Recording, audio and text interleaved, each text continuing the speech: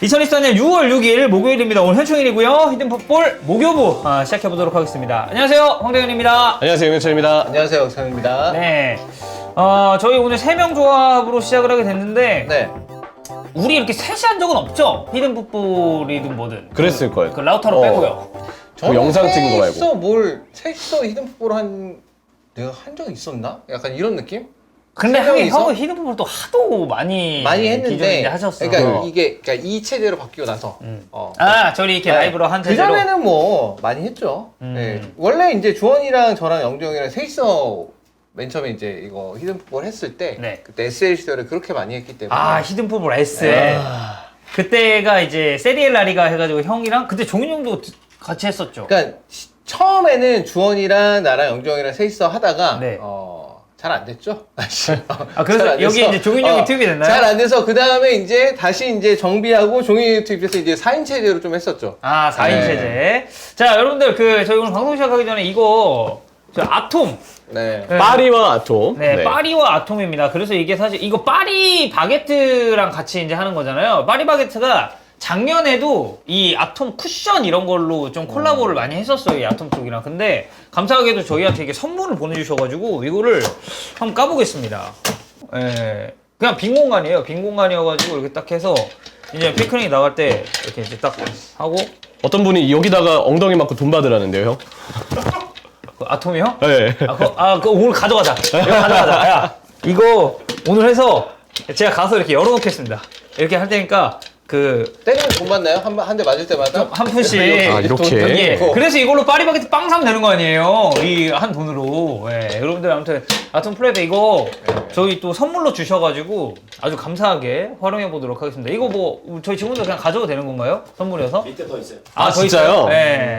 그리고 제일 중요한 이 파리바게트가 파리 생제르맹의 공식 스폰서 아닙니까? TV 광고도 나가잖아요. 스티커가 있습니다.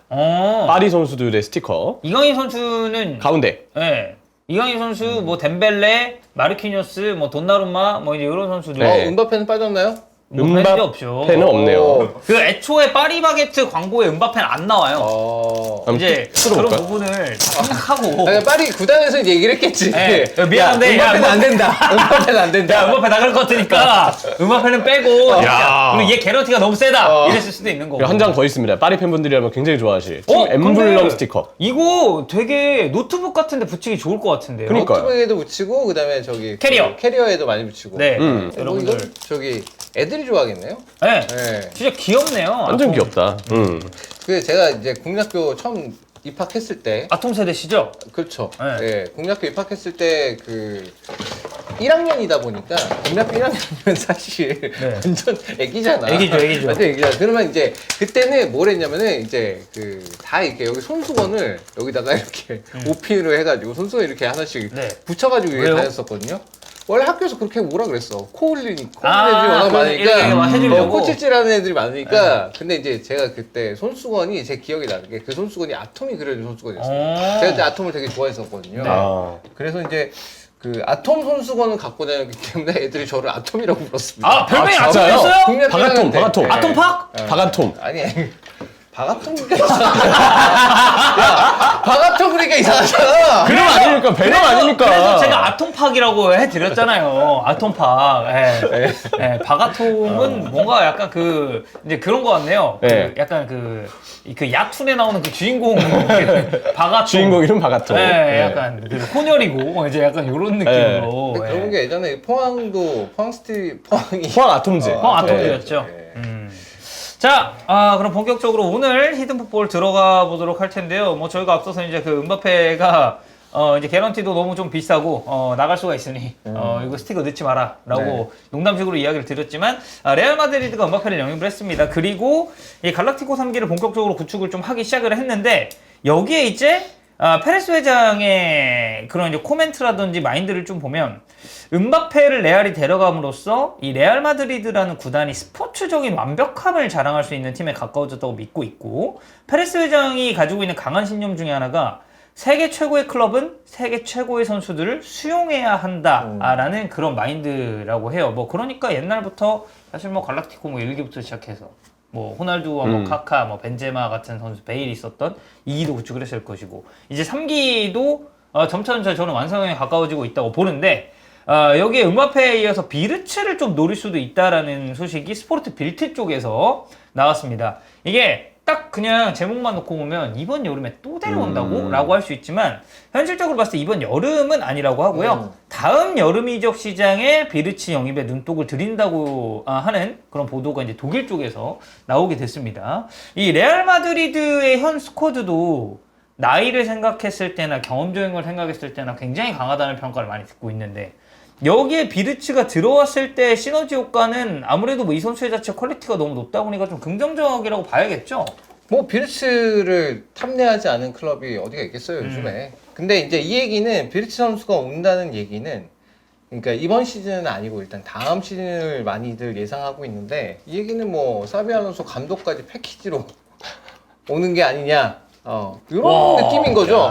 또 그건 또 생각을 못했네요. 그러니까 레버쿠젠의 어떻게 보면 헤드와 그 헤드의 핵심적인 선수를 같이 이제 데려오는 그런 그림을. 야, 그냥 한국 뭐 그리말도 데려와. 그냥 이렇게 된 거.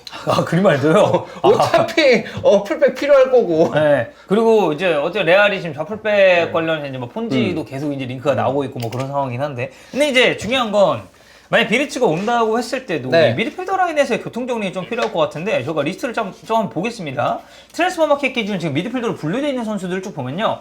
자, 3선 추아메니 그리고 센터 미드필더 그러니까 중앙 미드필더를 보면은 발베르데, 카마빈가 여기 이제 모드리치는 아마 이제 뭐 내년에 비르츠가 온다고 치면은 나갈 가능성이 좀 있지 않을까 싶고. 모드리치는 뭐 은퇴해도 이상하지 않은 나이기 때문에. 네. 근데 또 몇몇 기사에선 뭐 계약을 좀 연장할 수 있다라고 하는데 그래도 아마 주전은 아닐 거예요. 네. 계속 조커로서. 그리고 여기에 세바이어스가 있고요. 공격적으로 올라가면은 주드 벨링엄, 브라임 디아스, 아르다 귤러, 니코 파스 여기에 이제 비르츠가 오는 건데 이렇게 되면은 분명히 교통 정리는 좀 필요할 것 같거든요. 공격형 미드필더만 해도 지금 숫자가 꽤 돼서 이거를 이제 레알이 어떻게 하느냐가 좀 중요하지 않을까. 근데 모드리치 선수가 나간다고 치면은 지금 이제 있는 선수로 해도 빌러 같은 경우에는 굳이 뭐 일단 윙어 쪽으로 뺄 수도 있는 상황이니까 빌러 같은 경우는 그렇게 사용할 수도 있고 벨링엄의 경우는 벨링엄 선수가 이번 시즌에 어쨌든 간에 그 포워드가 없는 상황에서 포워드의 역할까지 소화하면서 좋은 모습을 보였지만 이 선수도 뭐 기본적으로는 그냥 중앙 미드필더로도 이제 기용될 수 있는 선수니까 그런 식으로 정리가 될 수 있고 카마빈가는 적성을 봤을 때는 왼쪽 좌풀백. 네. 근데 또 좌풀백 나왔을 때 괜찮아가지고. 잘하니까. 네. 그러니까 브라임 디아즈 같은 선수들, 그러니까 뭐 니코파스 이런 선수들 백업 기준으로 봐야 될 테니까 그렇다면은 비르츠 정도가 들어가도 크게 문제가 될 것 같진 않아요. 아니면 뭐 비르츠를 가짜 9번으로 쓸 수도 있죠. 이 사비 알론소 감독이 레버쿠젠의 후반기 때는 특히 비르츠 가짜 9번의 기중이 좀 컸는데 그렇게 해서 뭐 공격진을 좀 같이 구성하는 것도 뭐 상상해 볼 수 있는 그림인 것 같습니다. 네. 어쨌든 이 뭐 발베르데 같은 자원들도 중앙 미드필더로 나온다고 하더라도 레알이 이제 지금까지의 전술적인 것만 놓고 보면 그 데빌구와 이 비니시우스를 다 왼쪽으로 쓰고 있기 때문에 네. 오른쪽에서 발베르데랑 카르바알이 하는 역할이 좀 많지 않아요? 중앙 쪽에 이제 뭐 비르츠가 들어올 수도 있는 거고 이거는 뭐 저희가 다음 시즌 좀 됐을 때 이제 막 올 시즌 이제 뭐 여름 이적 시장 막 시작 단계라서 이게 어떻게 될지는 모르겠습니다만 다음 시즌에 만약에 레알 마드리드가 비르츠까지 영입한다? 그리고 여기에 물론 사비 알론소 올 시즌 한 번 더 봐야 될 것 같긴 합니다. 챔스에서 이제 근데 챔스가 시스템이 바뀌어가지고 뭐 어쨌든 간에 그래도 뭐 더 많은 팀이랑 이제 붙는 거니까 거기서 이제 레버쿠젠의 진짜 경쟁력을 확인해 볼 수도 있겠죠. 네, 그래서 뭐 올 시즌 유로파는 어쨌든 우승은 못했지만 결승까지 또 이제 올라왔었고 챔피언스리그에서 사비 알론소가 어떻게 뛰는지 하는지를 이제 봐야 되긴 하겠습니다만 올해 만약에 사비 알론소가 또 인상적인 성적을 낸다, 진짜 괜찮은 성적을 내고 나서 레알 마드리드로 오는데 여기에 비르츠까지 데려온다라고 하면 저는 이제 좀 걱정인 게 라리가가 이제 좀 재미가 없어지지 않을까. 바르셀로나 무시하나요? 근데 사실 이 멤버의 비비기에는 조금 바르셀로나를 무시하나요? 영주형을 무시하나요? 후자 좀 더 영종 무시하지 마라 여러분들. 영종 무시하지 마십시오. 아유 레알이 이렇게 되면 챔스도 레알 쪽의 우승 가능성이 매 시즌마다 굉장히 클 거예요. 이런 맨시티랑 그냥 레알 마드리드 둘이 하는 거야 그냥 번갈아 가면서. 그리고 스쿼드의 질적인 면을 보면 정말 이 모든 영입이 다 이루어졌다고 가정하면 진짜 레알 마드리드가 거의 압도적이라고 봐야 되는데 쉽지 않죠 진짜. 그러니까 좀 그런 거죠. 그러니까 레알 마드리드 레알마드리드라는 클럽 그리고 바르셀로나라는 클럽 이 둘이 항상 이제 옥신각신을 하고 아웅다웅을 했었기 때문에 저는 라리가를 보는 재미도 훨씬 있었고 특히 이제 제가 축구를 봤었던 시대에서는 메날두 때가 이제 그거 이제 정점이었고 근데 지금은 누가 봐도 스쿼드 쪽으로 보나 팀의 전반적인 상황 쪽으로 보나 바르사보다는 레알 쪽에 지금 무게감이 엄청 많이 쏠리고 있는 상황이잖아요. 그러니까 이렇게 리그를 좀 휘어잡고 있었던 양강 구도가 좀 깨진다는 것 자체가 약간 좀 이제 노잼으로 갈 수 있는 왜냐면 당장 올 시즌도 바르셀로나가 레알 상대로 리그에서 더블을 당했고 그 중심에 이제 주드 벨링엄이 있었는데 근데 이제 다음 시즌 됐을 때도 뭔가 스쿼드적인 격차는 조금 벌어지는데 여기서 이제 따라가지 못하고 뭔가 비빌 수 없는 그림이 나오면 그러니까 사실 메시 같은 선수들이 또 나올 수 없잖아요. 바르셀로나도. 그렇죠. 근데 한편으로는 어쨌든 그런 건 있죠. 항상 공은 둥글듯이 축구팀의 그 라이벌이라는 존재가 전력은 레알이 정말 압도적으로 뭔가를 다져놓을 수 있어도 그들에게 도전하는 또 바르셀로나의 심리가 더 많이 불타오를 수도 있어요. 그래. 그러니까 사실 이젠 지지난 시즌이 됐네요. 그 바르셀로나 차비 감독 처음 구입했을 때 바르셀로나가 리그 우승할 거라는 기대를 그렇게 많이 하진 않았잖아요. 그쵸. 예. 근데 이제 그런데도 불구하고 어쨌든 간에 보란 듯이 우승을 했었고 또 그때 수비는 상당히 좀 괜찮았었고 근데 지난 시즌은 수비가 좀 아주 많이 좋아요. 좀 흔들린 부분이 있어가지고 이제 바르셀로나 좀 어려움을 맞아요. 겪었던 네. 게 이제 그게 이제 그 두 시즌의 차이라면 차이인데 뭐 아라우도 뭐 네, 그랬었고 그쵸. 또 뭐 한지 플릭 감독 와서 또 수비 또 안정되고 그러면 또 몰라 이거. 그러니까 막 그런 거야. 그러니까 어. 레알 마드리드는 지금 안첼로티가 이제 쭉 몰고 가고 있으면서 뭐 리가 챔스는 그 사이에 또 2번을 더 우승을 했고 여기에 어리고 좋은 선수들 보강되면서 현상 유지에서 쭉 우상향을 가고 있는 느낌이라면 바르셀로나는 차비 감독 오면서 딱 반등했다가 올 시즌에 좀 안 좋았고 근데 여기서 감독이 또 바뀌다 보니까 변수가 이제 더 늘어날 수밖에 없는 그런 반대 행보를 좀 보이고 있는 거에 있어서 뭐 내년에도 좀 라리가 어쨌든 재밌었으면 좋겠고 이 비르치 영입설은 올 여름 이적 시장 끝나고 다음에 이제 조금 더 구체적으로 저희가 한번 더 다뤄보면 좋을 것 같습니다. 자 토픽 넘어갈 텐데요. 오늘 찬우 형 오는 걸 알았는지 오피셜 때 이때 나왔어요. 콘테. 네. 아 나폴리로 갔습니다. 네. 2027년 6월까지 지금 감독직을 수행하기로 결정이 났고요. 그때까지 할지 모르겠습니다. 시작됐다. 네. 시작됐다. 아니 27년이면 아직 멀었어. 아직 멀었지. 올해가 아직 멀었어. 3년이야 3년. 이제 다가올 시즌이 2024, 2025 시즌이잖아요. 네. 그러면 27년까지 한다면 하나, 둘, 셋. 그렇죠. 딱 세 시즌을 이제 콘테로 3년 동안 감독한 팀이 유벤투스밖에 없습니다. 콘테 감독이 3년 넘게 감독한 거 유벤투스밖에 없어. 그렇죠. 네. 자, 그래서 일단 계약 기간은 27년 이제 6월까지고요. 콘테가 이제 이런 얘기를 했군요. 나폴리는 세계적인 중요성을 지닌 곳이고 팀과 클럽의 성장을 위해서 최선을 다하겠다. 약간 이건 나폴리는 세계적인 중요성을 지닌 곳. 이건 그건가요? 그 옛날에 그런 말이 있었잖아요. 나폴리 하면 항상 얘기하는 게 세계 3대 미항. 맞아요. 나머지 두 군데가 어딘지 모르겠어요. 하지만 나폴리 얘기하면 항상 3대 미항. 그러니까 그거죠. 그 전국 이제 5대 짬뽕. 네. 5대 짬뽕 하면은 뭐 몇 개 있어. 뭐 강릉, 뭐 교동. 그래 교동잡고 그리고 뭐 군산, 뭐 복성루 막 이런 데 나오는데 사실 5대를 다 말하시는 분도 많이 없고 네. 그 5대가 다 다르거든요. 지역별로. 근데 나폴리의 그런 세계적인 중요성은 그냥 도시적인 이미지를 콘테가 아마 좀 강조하지 않았나 라는 생각이고 일단 먼저 좀 여쭤보고 싶은 게 나폴리가 22-23 시즌에 우승을 했습니다. 네. 세리에 스쿠데토를 들어 올렸는데 지난 시즌이 됐죠. 시즌이 끝났으니까.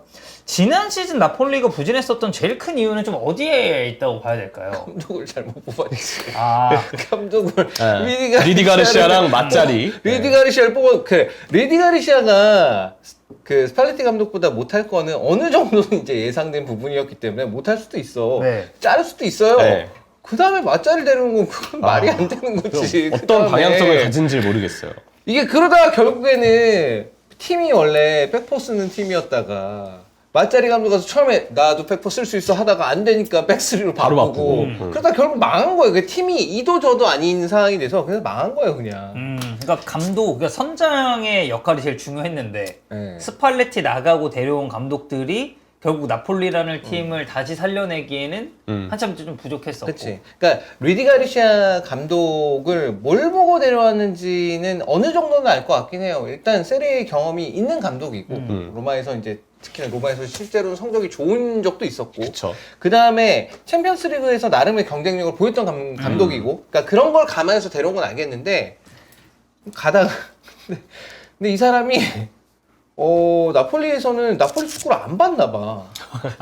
22, 23 시즌에 나폴리 축구를. 나폴리 축구를 안 봤나 봐. 스팔레티 감독이 어떤 식으로 운영하고 그다음에 김민재 선수가 빠졌다고 하더라도 그거에 대해서 수비적인 부분을 어떻게 고려를 할 것이며 그런 거에 대해서는 별 생각을 안 하고 온 것 같았어요.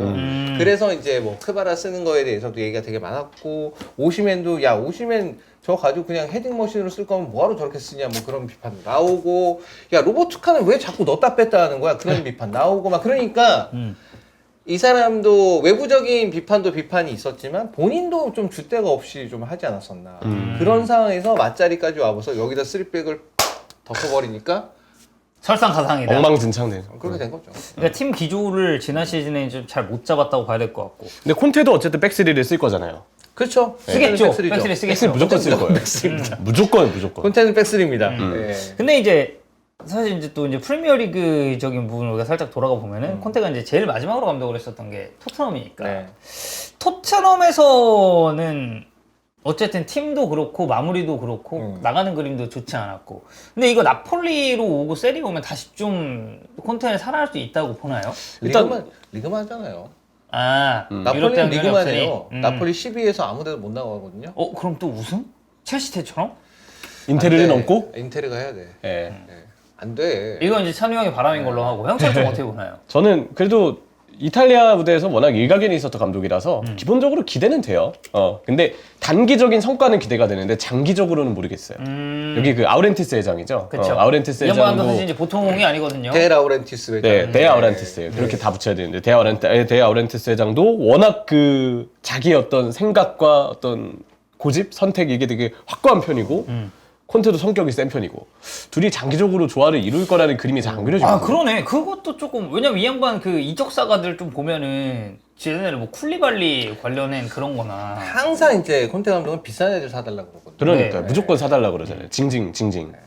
근데 지금 나폴리의 상황은 비싼 선수를 사주기가 나폴리가 돈이 없다는 얘기를 떠나서 나폴리가 콘테가 원하는 수준의 그러니까 콘테가 원하는 수준이 대충 한 5천만, 6천만 막 이런 애들 한 3, 4명씩 더 그쵸. 사주기를 네. 원하는데 그 5천만 6천만 한 미니멈이잖아요. 봐봐요. 그게 그치. 3, 4명이면 그 한 2억 유로 정도 되거든요. 그 애들. 네. 그 한 2억 유로 정도를 쓰려면 2억 유로를 쓰려면 그러면 오시맨이 팔려야 돼요, 일단. 오시맨이 팔려야 되는데 오시맨이 지금 약간 안 팔릴 것 같거든요, 느낌이. 네. 왜냐하면 오시맨 선수가 이번 시즌 팀이 부진하는 것도 있고 거기에 맞춰서 본인도 좀 부진한 게 있었기 때문에 부상도 많았고. 거기다가 이제 부상도 있는 선수 원래도 부상이 좀 잔부상이 있었던 선수이기 때문에 네.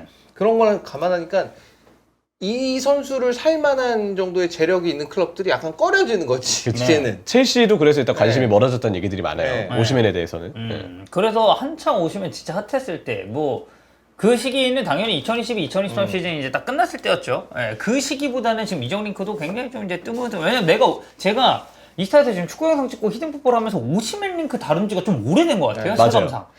그 바이아웃 금액을 이젠 지불할 클럽은 없을 것 같아요. 이 상황이면. 이 상태로 가면은 물론 이제 아직 이적 시장이 본격적으로 시작된 것도 아니고 솔직히 7월 가도 얼마든지 이제 이적을 할 수 있겠지만 그렇죠. 뭐 8월 말에 발표되는 네. 케이스들도 있으니까. 근데 그렇다 하더라도 지금 현재로서의 오시맨 선수의 이적 가능성이 그렇게 높아 보이진 않아요.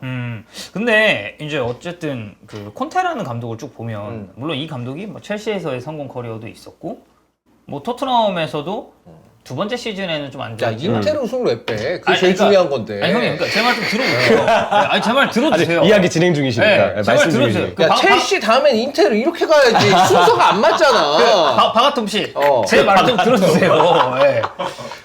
자, 첼시에서의 그게 있었고 네네네. 토트넘 두 번째 시즌 좀 안 좋았지만 첫 번째 시즌을 또 챔피언스리그 진출시키면서 이게 마무리하지 않았습니까? 네. 프리미어리그에서 좋은 기억이 물론 있어요. 근데 콘테 하면 결국에는 유베 그리고 인터밀란 굉장히 오랜만에 그런 스쿠데토.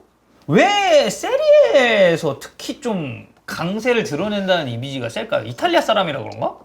나는 세리에서만 강세라고 생각 안 하는데? 아 그래요? 첼시에서 우승했잖아. 근데 여기도 어쨌든 말로가 사실 그렇게 좋지 않았잖아요. 그리고 지금 뭐 인테리테는 챔스에서 4위 해가지고 떨어진 것도 있는데 아 그렇긴 하네요. 네. 4위에서 떨어진 건 말이 되나? 약간 이제 가는 데마다 그러면 스타일 안 타고 네. 어쨌든 우승 트로피는 좀 들어올 수 있는 그러니까 네. 리그에 집중하는 이 안토니오 콘테라는 감독은 어쨌든 간에 확실한 성과를 내는 감독이에요. 그리고 안토니오 콘테 감독이 솔직히 약간 어떤 면에서는 평가 절하되는 부분도 있죠. 물론 거기에 굉장히 제 지분이 크다는 거 알고 있습니다. 알고 있지만 아니 콘트 전문가 아니세요? 아니 근데 알고는 있는데 이 사람은 어쨌든 간에 가는 곳마다 다 우승했어. 그러니까 토트넘은 일단 도중 부임이었고. 자 토트넘은 일단 그렇습니다. 토트넘의 전력이 우승할 전력인가요? 아 그렇게 보지 않죠. 네, 그건 아니잖아. 네. 토트넘에서 챔피언스리그 나갔다? 우승한 건 똑같습니다. 이거 우승과 이게- 동급이다. 그리고 콘테 이제- 감독 본인도 그렇게 생각할 거예요. 이게 시즌 중 부임이라 더 그래요. 네. 시즌 중 부임이고 어쨌든 본인의 어떤 입김에 맞는 선수들에 대한 보강이 아예 이루어진 상황이 아니다 보니까 물론 이제 겨울에는 보강이 됐죠. 클루셉스키나 이런 벤탄쿠르 같은 선수들이 왔으니까. 하지만 이게 여름에 뭔가 같이 이적 시장을 보낸 것과 느낌이 다르기 때문에 콘테를 갖고서 뭔가 준비할 수 있는 상황 자체가 없었다 토트넘은. 그렇죠. 네, 그렇게도 봐야 되는 거죠. 자 그리고 콘테 부임이 이제 이건 오피셜이고 이적설이 디마르지오 쪽에서 하나 나왔는데 이제 루카쿠 또 땡겨온다. 나폴리로. 네. 이거는 궁합상으로는 뭐 다시 만나면 저는 꽤 괜찮을 수 있다고 괜찮죠. 생각하거든요. 네. 그럼 이제 루카쿠랑 오시면 정리가 돼야 될 거 아니에요. 그러니까 이게 되려면 결국에는 루카쿠하고 오시멘하고 바꾸는 그림이 나와야 돼요. 첼시가 돈을 그럼 오시멘한테 한 1억 얼마 주고 그다음에 루카쿠는 루카쿠대로 얼마 받고 이렇게 하는 거는 이상해 그냥 그림 자체가. 그러니까 어쨌든 첼시가 원소속이니까 지금 돌아갔잖아요. 네. 루카쿠는. 돌아가야죠. 네. 근데 어쨌든 첼시도 오시면 링크가 있었으니까 네. 이게 뭐 이제 그런 식으로 될 수 우리가 루카쿠에 얼마 현금 해가지고 오시면 영입하겠다. 뭐 약간 이런 느낌으로 뭐 이제 갈 수도 있는 거고. 근데 이게 칼자루를 첼시가 지고 있는 거잖아요. 어쨌든 간에. 만약에 이제 진짜 원한다고 한다면. 칼자루를 첼시가 지고 있는 거예요. 이게. 네. 그러니까 그렇기 때문에 이게 진짜 성사가 될까? 그럼 나폴리가 진짜 협상을 잘해야 될걸요. 첼시 쪽이랑. 그렇게 해야지 이게 성사가 되지. 그게 아니면 사실 쉬운 상황이 아니고. 그리고 내부적으로 좀 정리할 게 많은 게 디로렌초가 어쨌든 간 팀에 이적 요청을 했어요. 주장인데. 그렇죠.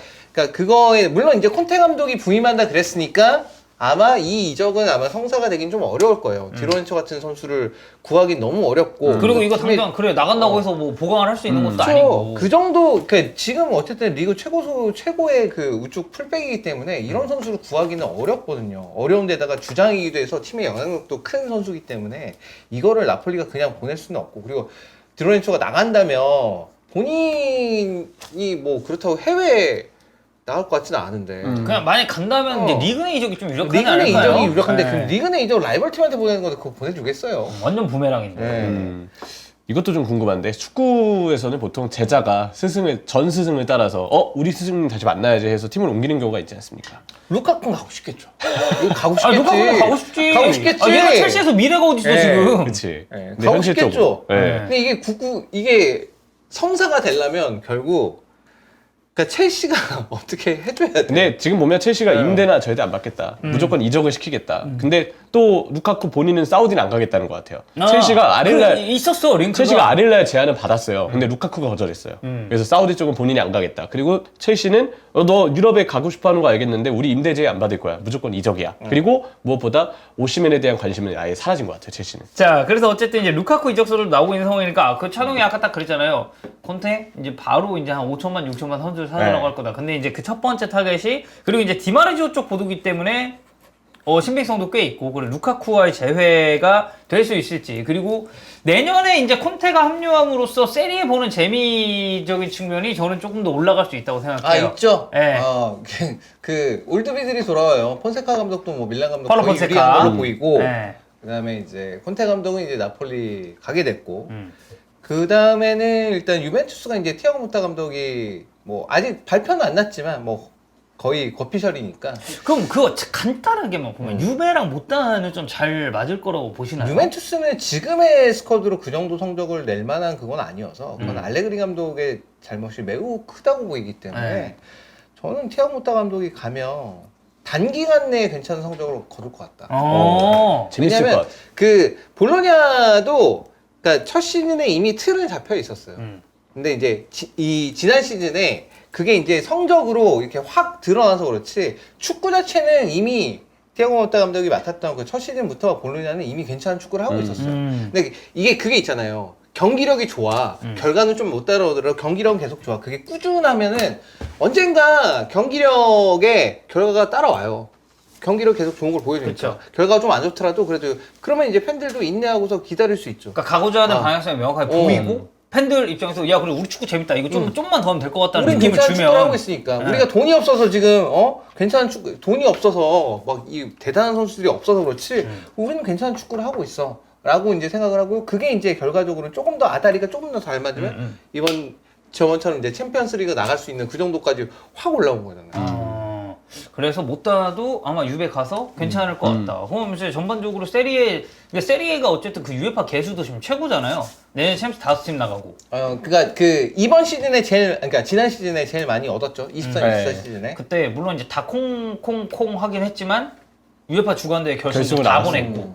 그리고 올 시즌도 사실 어쨌든 피오렌티나가 또 우승을 못 하긴 했지만 컨퍼런스 결승에 갔잖아요. 갔었고. 네, 결승도 갔고. 그냥 2시즌 동안 유럽 클럽 대한 결승 5번 나갔는데 네. 한 번 우승했네요. 그 이제 아탈란타. 찐 데라줄이 아닙니까? 찐 데라줄이. 아, 찐이야. 예. 원래 찐이야. 아니, 창현 그때 인수세 올렸어 그날. 오늘만큼 찐 데라줄이 아탈란타라고. 예. 그 파란 검정이란 뜻이죠, 네라주리가. 네. 인천도 건파, 데라줄이. 건파. 검파. 네. 네. 네로가 이제 네로가 이태리어로 검정색이고 아쭈리가 이제 파랑. 파랑이기 때문에 그래서 아주리 군단 네. 아주리 군단 하는 네. 게 이제 그거니까. 예. 자 그래서 내년에 이제 콘테가 부임함으로써 그리고 못 따라하는 감독이 또 유베로 이제 가게 되면서 세리에도 상당히 좀 재밌는 구도가 잡힐 것 같습니다. 자 이제 한 주 정도 지금 유로가 지금 남아 있는데 이제 코파랑 같이 하잖아요 이번에 유로가. 네. 그래서 아마 이제 유로도 보시고 코파도 보시고 저희가 이제 얼마 전에 그 커뮤니티 통해서도 공지를 드리고 뭐 따로 이제 기사가 나왔습니다만 저희 이제 두 대표 형님들께서 네. 또 TVN 스포츠에서 네. 이제 유로를 또 중계를 하지 않습니까? 이제 개인적으로는 어제도 그 주원이 형이 잠깐 얘기를 했습니다만 네. 주원이 형 본인도 이제 굉장히 걱정을 많이 하고 그러니까 그 정식 중계를 안 지 좀 됐어 시간이. 언제냐면 그 올 시즌 이제 지난 시즌이라고 했습니다. 2023-2024 시즌 파리 생제르맹 이제 프리 시즌 때 르아브르랑 경기 이런 거 그리고 막 울버햄튼데 어디 이런 거를 그때 당시 수빈이 형이랑 우리가 자체적으로 이렇게 해가지고 그 진짜 정식 중계로 송출을 했었어요. 네이버에 아마 송출이 되나 맞아요. 네이버에 이제 그렇게 송출을 했었는데 맞아요. 저 맷돌님이 말씀하시는 마지막 정치 중에 전 시즌 프리시즌 경기일 텐데 근데 이제 그거는 어쨌든 우리가 이제 우리에서 찍어서 이제 보내주는 그런 그치, 느낌이니까 그치. 좀 편하게 한 거고 진짜 그 스튜디오에서 각 잡고 그 옛날 그 딱 이렇게 하고 있던 그 추면의 모습을 본 지는 이제 좀 오래돼서 오래됐죠. 네. 근데 뭐 사실 찬우 형도 뭐 이제 캐리그 계속 하고 계시고 네. 형철이도 마찬가지고 네. 저도 이제 지금 중계를 하고 있다 보니까 주원 형이 이제 현장 복귀는 굉장히 오랜만이라 본인도 이제 이걸 이제 어떻게 해야 될지 약간 갈피를 네. 못 잡고 있다. 언제부터 그런 거 신경 썼다고? 아니 근데 생각보다 좀 걱정 많이 하세요. 네. 아니 그리고 이제 그게 있더라고요. 욕 먹을까봐? 그러니까 박종윤 욕 박을까봐? 내가 잘못 아이, 봤는데 욕 박을까봐. 아이, 어쩌고 욕은 에이, 안 막아요. 근데 욕이 뭐야? 다만 반말은 박을 수 있어요. 아. 자 보자. 자, 할 수도 보자. 있어요. 자, 보자 네. 봅시다 이렇게 될 수 있는데 네. 저희 갱구로 팬님이 쳐주신 대로 정식 중계 들어가고요. 입중계도. 입중계 일정도 네. 다 진행 예정이고 그래서 이제 아마 TVN 측에서도 뭐 정확하진 않지만 네. 이제 그런 건 이제 배려를 했습니다. 박종윤 이주원 중계는 있어요. 그 근데 다른 캐스터와 이주원 중계는 없거든요. 그래요? 네. 근데 박종윤과 다른 해설의 중계는 있습니다. 아하. 네. 약간 어떤 느낌인지 이게 좀 PD가 네. 굉장히 안전장치를 많이 해놨네. 안전장치. 그러니까 박정윤 캐스터가 이제 없는 이주원 해설의 중계는 그 조별리그 단계까지는 없다라고 하더라고요. 네, 그래서 뭐 저희가 이제 보도도 나왔고 하니까 두 형들 또 이제 TVN 가가지고 중계하는 것도 여러분들 많이 봐주셨으면 좋겠고 네. 저희 이스타TV 입중계는 물론 저희 직원이긴 하지만 두 대표가 없을 때는 이제 오토로 계속 돌릴 예정입니다. 자동 사냥 아마 많이 네. 들어갈 겁니다. 아니, 저희 이탈리아, 우리도 찬우 찬우형이 형 있고, 하셔야죠. 스페인, 영종이 있고. 장코치님도 있고. 나는 정식으로 뭔가 얘기를 들어본 게 없어. 근데 이미 합류죠, 그냥. 네, 이미 합류죠. 그냥 합류야. 네, 그냥 합류죠. 예. 그래서 저희가 이제 또 가동할 수 있는 그 오토의 풀이, 아니, 여러분들도 막말로 이탈리아 경기 이제, 예를 들어서 이탈리아 대 스페인이 막 붙어서 뭐, 이렇게 해가지고. 그럼 이제, 찬우 영중이랑 같이 이렇게 또 중계를 할 수 있는 근데 거고. 이거 뒤에 네. 얘기가 이태리 얘기가 있긴 한데 네. 나 터키랑 경기하는 거 보고 너무 실망했어. 너무 이번에 못하더라. 애매하더라 진짜. 불안 요소가 좀 있어요. 저희가 네. 이제 뒤에 다룰 얘기가 이제 환희 형이 들어가는 히든 풋볼에서 쭉쭉 이제 주간 유로를 저희가 네. 하고 있어서 네. 오늘 주간 유로는 또 찬우 형이 오신 김에 저희가 이탈리아 이탈리아. 대표팀을 이제 좀 보려고 하는데 그 전에 이제 다뤄볼 얘기가 이번 유로를 마지막으로 국가대표팀을 떠날 수도 있는 선수들에 대해서 간단하게만 한번 보려고 합니다. 이게 사실 이제 골닷컴에서 기사로 나온 거거든요.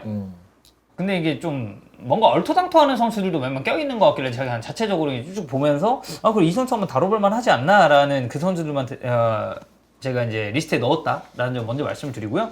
첫 번째는 벨기에 국적의 케빈 데브라이너입니다. 이달 말에 33살이 이제 데브라이너가 되는데 다음 월드컵이 26년이잖아요. 그럼 그때가 되면 상식적으로 이 선수의 나이가 35, 6 정도입니다. 근데 케빈 데브라이너가 사실 최근까지 이제 부상 관련된 이슈가 있었고, 그래서 지난 시즌 같은 경우도 데브라이너 없는 시기에 맨체스터 시티의 어쨌든 팀 구성에 대해서 꽤나 많은 팬들이 우려점도 표했었던 게 전반기 때 그랬죠. 근데 네. 돌아오자마자 뭐 데브라이너 어쨌든 잘했는데 아마 이번 유로가 끝났을 때 국가대표를 은퇴할 수도 있지 않을까라는 그런 가능성이 제기됐어요. 왜냐면 사실 여러분들 카타르 월드컵 때 벨기에 조별대겠습니다. 그리고 더브라이너도 사실 썩 좋진 않았고. 네. 그리고 직전에 부상도 더브라이너가 이제 조금 있었고. 네. 그래서 이제 어쨌든 형철이는 프리미어리그를 쭉 이제 또 중계를 하고 있는 입장에서 데브라이너는 이번 유로에서의 성적이 부진하면 대표팀 떠날 가능성은 꽤 있다고 보나요? 이건 이제 인터뷰를 좀 우리가 통해서 추측을 해야 되는데 더브라이너가 최근에 인터뷰에서 일단 시티와의 계약이 1년 남은 상황에서 사우디 이적에 관련된 질문을 받았을 때 이렇게 대답을 했어요. 내 이제 나이나 시기쯤이 되면 이제 모든 가능성에 대해서 열어놓고 봐야 한다. 그러니까 이걸 인터뷰를 통해서 사우디 리그에 대해서는 본인도 이제 부정을 하지 않았다라는 건데 어느 정도는 더브라이너 본인도 이제 조금 나의 커리어를 정리하는 수순에 가고 있다라는 거를 느끼는 것 같거든요. 저는 그렇다면은 이제 아마 추후에 정말 유로가 끝나고는 병행을 하는 데 있어서는 체력적인 부침이 어느 선수건 대표팀은 정말 많은 편이고 이미 더브라이너 스스로 약간 그런 황혼기에 접어들었다는 생각을 하는 걸 봤을 때는 조금 따라할 수도 대표팀은 좀 일찍 은퇴할 수 있지 않을까. 클럽에서의 경력을 계속 이어가더라도 그런 생각을 했어요. 저도 이거는 꽤 가능성이 있어 보여요. 그러니까 실제로 이제 한 10여 년 전부터 이런 게 좀 유행이라 그러긴 좀 그런데 어쨌든 간에 클럽 커리어는 계속 이어가되 대표팀에서의 커리어는 좀 조금 생각보다는 빠르게 좀 은퇴를 하는 그런 선수들이 좀 나오는 게 더브라이너 같은 경우도 이제 부상이 좀 중요한 순간마다 부상이 좀 자주 나오는 느낌이 좀 있었고 그것 때문에 맨시티가 사실 챔피언스 리그에서 좀 약했던 이유 중에 하나이기도 했었고 지난 시즌에는 케빈 데브라이너 선수가 뭔가 시즌 막판에 가면 갈수록 예전에는 안 그랬던 것 같은데 조금 내려오나? 라는 그런 의심? 약간 의구심? 그런 게 좀 들었던 부분도 좀 느꼈어서 이거는 가능성이 있다고 보이긴 해요. 그러니까 신체적인 그런 거를 좀 고려했을 때도 사실 이제 좀 꺾여도 이상하지 않을 나이가 그쵸? 됐잖아요. 그래서 이제 더 그렇게 생각을 하는 것 같고. 근데 좀 아쉽긴 해. 솔직히 왜냐면 이 선수는 프리미어리그 역사상 가장 뛰어난 미드필더일 텐데 그렇죠. 대표팀에서는 그런 모습을 거의 못 보여줬거든요. 그러니까 그 황금 세대 때 뭔가 유의미한 결과가 안 나왔죠. 사실 저는 그거는 이제 18년 러시아 월드컵 때부터였다고 생각해요. 벨기에 황금 세대는. 근데 이게 그걸 떠나서 대표팀에서 결국 이끌어가는 느낌을 줬던 선수는 결국 아자르예요. 네, 맞아요. 이 벨기에 대표팀에서는 아자르 아니면 수비수들. 그죠. 그렇지, 맞아. 토비, 베르통어, 쿠르투아, 골키퍼까지. 크루트와도 있었고. 그러니까 이게 이렇게 위대한 선수가 뭔가 이제 팀에서 자기가 주축이 돼가지고 막 어려운 상황을 타게 이제 해결해 준다는 그런 느낌을 못 줬죠. 더브라이너 입장에서 그게 좀 아쉬울 거야 아마. 그래서 사실 이제 벨기에는 이번 유로에서의 예상 성적도 그러니까 보통 저희가 이제 해외 배당이나 이런 거를 보면서 이제 좀 현재선 어떻게 생각을 하나 쭉 보면 굉장히 후순이에요. 맞아요. 네, 우승 가능성에 대해서는 좀 후순이기 많이 때문에. 내려왔죠, 이제는. 네. 그래서 이제 뭐 데브라이너가 찬용이 얘기했었던 그런 포인트에 있어서의 벨기에 대표팀에서의 중요한 역할을 이번 유로 때 이제 할 수 있느냐 이걸 이제 좀 봐봐야 될 것 같고. 자, 그 다음은 올리비에 지루. 지루는 저는 그냥 사실상 이번 대회가 정말 끝이라고 생각합니다. 이제 유럽에서의 커리어도 일단은 먼저 끝냈죠. 네. 밀란은 끝나고 LAFC로 이적을 하고요. 근데 지루 진짜 오래 갔다. 진짜 오래 했고 이 나이 먹어서도 진짜 여전히 경쟁력을 보이고 있는 선수니까 프랑스도 근데 지루 같은 이런 스타일의 공격수가 이제는 없으니까. 그쵸. 그리고 저는 그러니까 프랑스도 프랑스인데 그냥 전 세계적으로 봐도 이런 유형의 공격수가 거의 씨가 마르지 않았나. 그러니까 아니면 압도적으로 못하든가. 네, 그러니까. 아니, 지루가 스타일은 비교하면 맞는데. 그러니까 이게 지루도 사실 뭐 아스날에 있고 첼시 있고 이럴 때 욕 많이 먹었는데 그쵸. 솔직히 지나고 보니까 지루가 선녀야. 네. 네. 그 게리 네빌이 반다이크랑 인터뷰할 때 반다이크 커리어 사상 제일 상대하기 힘들었었던 공격수 중에 하나가 지루였다라고 이제 얘기를 했더라고요. 수비수들이 다 힘들. 김민재 선수도 그랬잖아. 어렵다고. 나폴리 제일 시절. 제일 네. 빡셌다고 제일 나폴리 어렵다고, 때. 지루가. 예. 그 지루가 이제 또 과거에 뭐 젊은 선수들에게 길을 좀 열어줘야 된다라고 밝힌 바가 있을 정도로 어쨌든 이 선수 이제 유럽에서의 커리어도 마무리가 됐고 결국에는 이 선수 이제 나이도 사실 이제 어린 나이가 아니기 때문에 나이가 많죠. 그래서 이 빈자리를 이제 프랑스가 어떤 식으로 메울까? 근데 저는 그냥 비슷한 스타일이라기보다는 그냥 지금 있는 선수 있잖아요. 뭐 콜로무안이라든지 뭐 음바페를 톱으로 쓸 수도 네. 있는 거고 좀 다르게 스타일상의 변화를 주면서 이 자리를 좀 메워가지 않을까라는 생각은 있어요. 그게 마르쿠스 티람도 좀 쓰긴 쓰더라고요. 네. 디장 감독이. 그러니까 이제 튀람 같은 선수는 근데 보면은 원톱은 안 돼. 일단 원톱은 안 돼. 예. 그 콜로무아니도 보니까 걔도 원톱은 안 돼. 오히려 지금 올 시즌 파리 지난 시즌 파리에서는 뭐 전 둘 다 또이또이였다고 보긴 합니다만 하무스가 무한이보다는 나왔어요. 하무스가 그래도 좀 더 하무스 좀 더 나았습니다. 나았어. 하무스는 측면에 백이라도 할 수 있지. 네, 네. 자, 그래서 올리비에 지루는 데브라이너는 우리가 뭐 은퇴할 수 있지 않을까 정도였다면 여기는 이제 가능성이 조금 네. 더 네, 높다고 매우 볼수 높아 있고. 보이죠. 네. 그 다음 같은 프랑스입니다. 그리즈만. 근데 그리지만은 무조건 있어야 되는데 프랑스 대표팀에. 여기가 이제 그리즈만 91이죠? 9일일 거예요. 제가 알기로 그리즈만이. 9일이거든요, 네. 그리즈만. 근데 여기도 그 산술적인 나이만 생각해 봤을 때는 저 26년 월드컵까지 뛸 수 있다라고 네. 생각해요. 근데 그리고 여전히 기량도 라리가 최고고. 최고고. 근데 이제 그거죠. 이번 유로에서의 성적이 어떻든 간에 다음 월드컵에 나가려는 그런 동기부여가 저는 그리즈만은 조금 떨어질 수도 있다. 유로를 우승하면 저는 은퇴할 수도 있어요. 저는 완전히 그건 끝난다고 보고. 우승하면. 그럼 월드컵도 먹었고 그러면 유로도 먹었는데 대표팀에서 뭐 더 뭐 할 게 있어. 이럴 게 없죠. 네. 네. 그건 가능성이 있겠죠. 만약에 데시앙이 나간다면 데시앙과 함께 아름다운 마무리를 짓는 것. 음. 네, 왜냐면 데시앙 프랑스의 특히 황태자의 핵심 자원 아닙니까? 그래, 그쵸.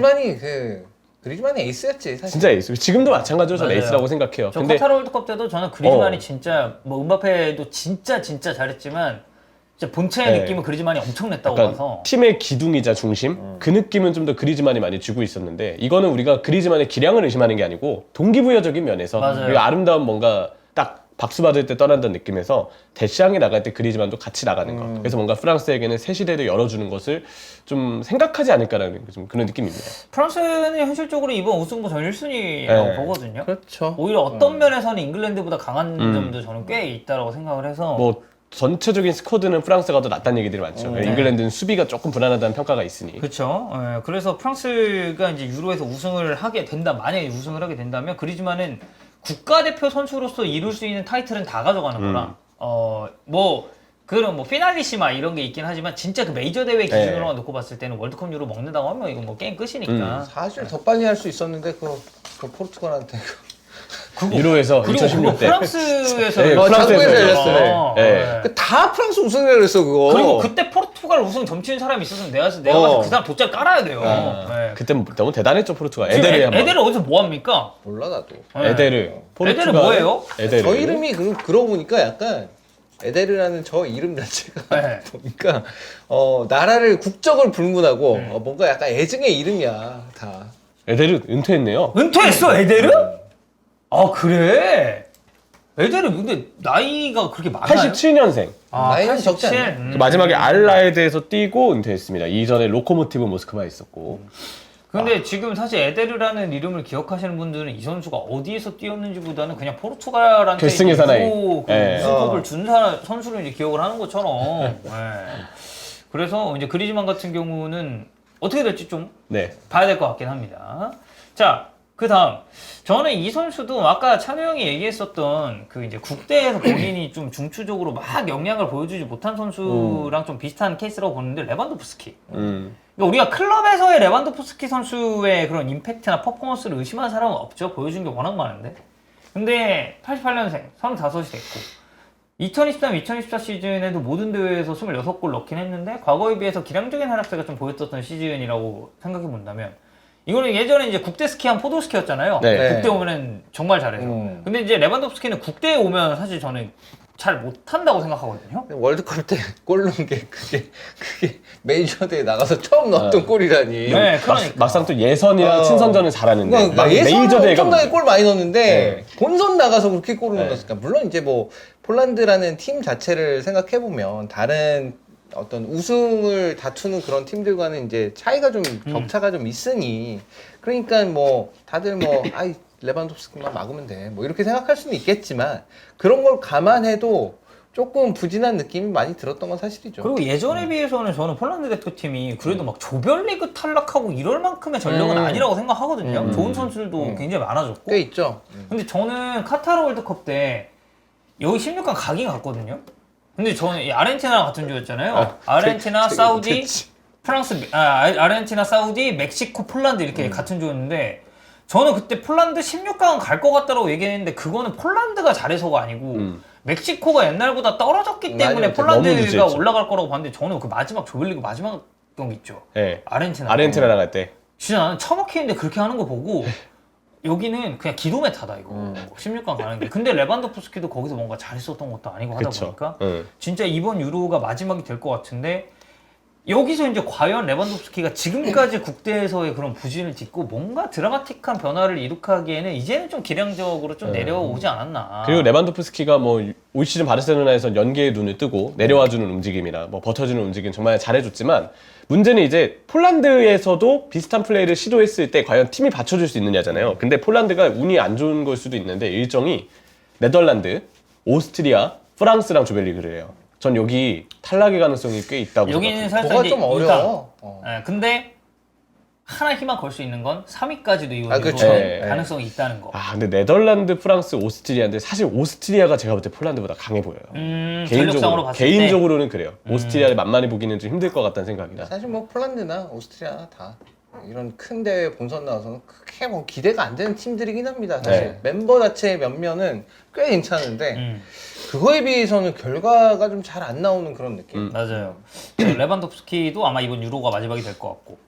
그다음 이 선수는 좀 빠르게 넘어갈게요. 모드리치. 아하. 모드리치는 저는 사실 월드컵 끝나고 은퇴할 줄 알았어요. 국대는. 저는 근데 월드컵 끝나고 은퇴할 것 같아요. 다음 월드컵까지 하고. 다음 월드컵 하고 야 지금 38이야 할 것 같아. 모드리치. 난 모드리치 할 것 같아 왠지. 네. 와 그러니까 야 로저 밀러급인데 그러면. 네. 로저 밀러 카메룬이었나요? 로저 카메룬. 밀러가? 네. 네.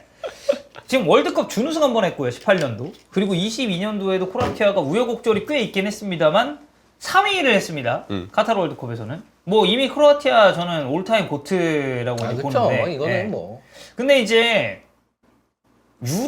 저는 이번 유로 끝나고 은퇴하지 않을까 싶은데 야 다음 월드컵은 좀 신선하긴 하네. 사실 그냥 선수 생활 자체를 그만둬도 이상하지 않을 그거라. 그럼요. 네, 왜냐면 이제는. 같은 팀에 나이가 꽤 그래도 차이가 나는 토니 크로스는 어쨌든 은퇴를 발표를 또 했으니까.